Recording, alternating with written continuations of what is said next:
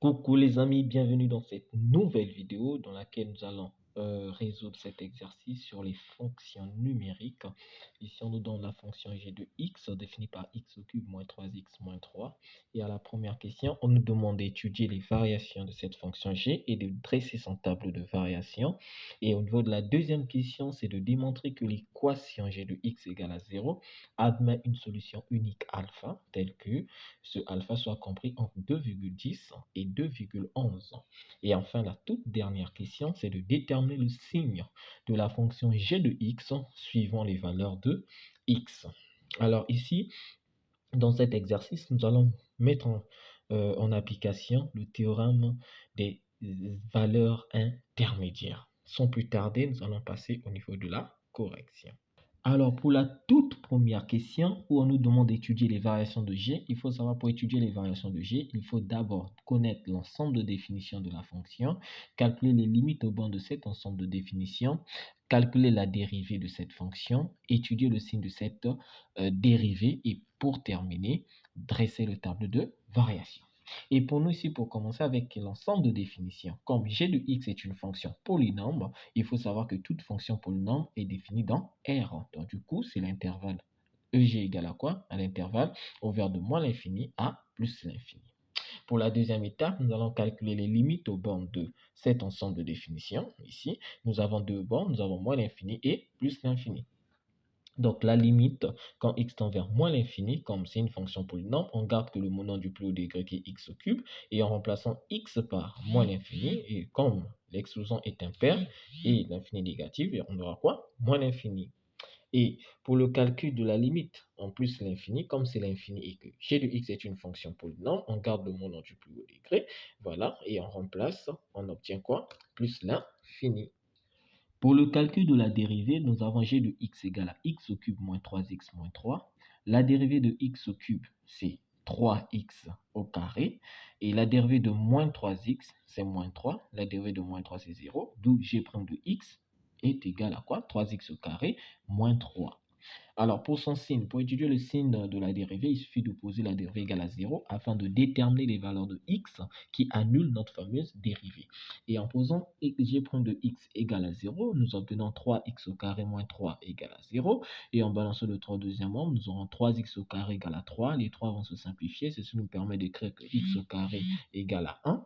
Et là, x sera donc égal à quoi? À plus ou moins racine carrée de 1. Qui sera donc quoi? X égale à moins 1 ou encore x égale à 1.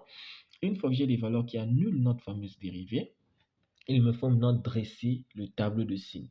Donc ici, pour le tableau de signes, nous allons de moins l'infini à plus l'infini. Les valeurs qui annulent la dérivée, c'est moins 1 et 1. Donc, nous plaçons les zéros de binôme. Alors, pour placer les signes ici, à l'extérieur des racines, on place le signe de A. Or, le A ici, quand c'est une équation de seconde degré, c'est un pronom de second degré. Le A ici, c'est 3. Donc, la valeur qui est devant x carré, son signe, c'est plus. Donc, nous plaçons ici plus.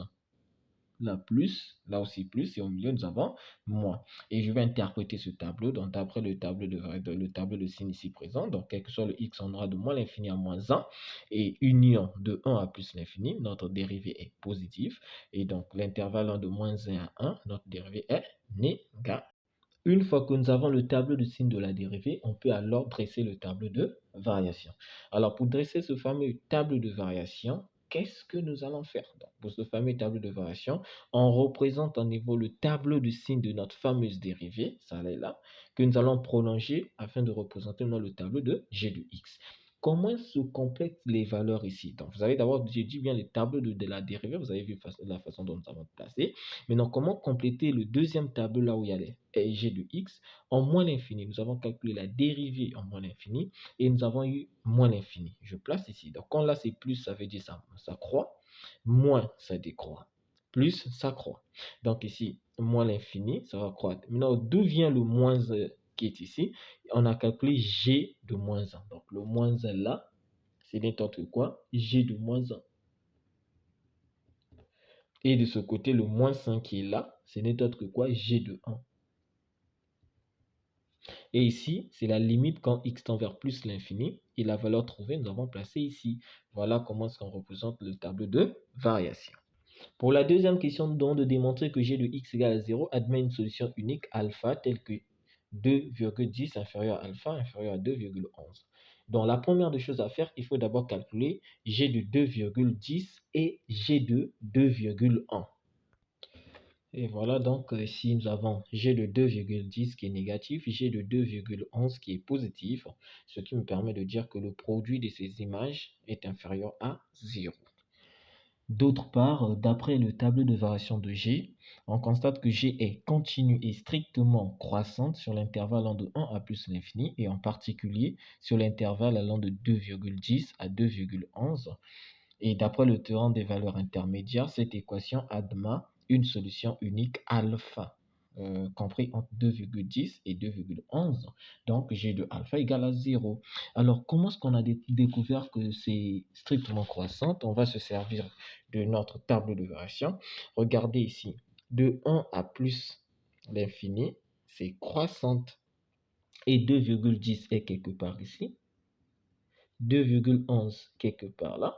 Donc, ça veut dire sur cet intervalle aussi, c'est croissante. Donc, notre alpha se trouve quelque part ici. Si le alpha est là, donc ça veut dire ici, nous avons 0. Pour notre troisième question ici, nous allons déterminer le signe de g de x suivant les valeurs de x. On va se servir du tableau de variation. En observant le tableau de variation, le tableau g de x est là. De moins l'infini à moins 1, on n'a que des valeurs négatives. De moins 1 à 1, on n'a que des valeurs négatives parce que nous partons de moins 1 à moins 5, il n'y a que des valeurs négatives. De 1 à alpha, je viens vérifier ici, nous partons de moins 5 à 0 et il n'y aura que des valeurs négatives. Ce qui nous permet de dire que de moins l'infini à alpha, g de x qui est ici, il n'y a que des valeurs comment négatives. Alors, on passe maintenant de alpha à plus l'infini. Lorsque je viens vérifier, donc je varie de 0 à plus l'infini. Donc, il n'y a que des valeurs positives. Donc, ce qui me permettra donc de dire que pour tout x que j'aurai dans l'intervalle de moins l'infini à alpha, g de x est inférieur ou égal à 0.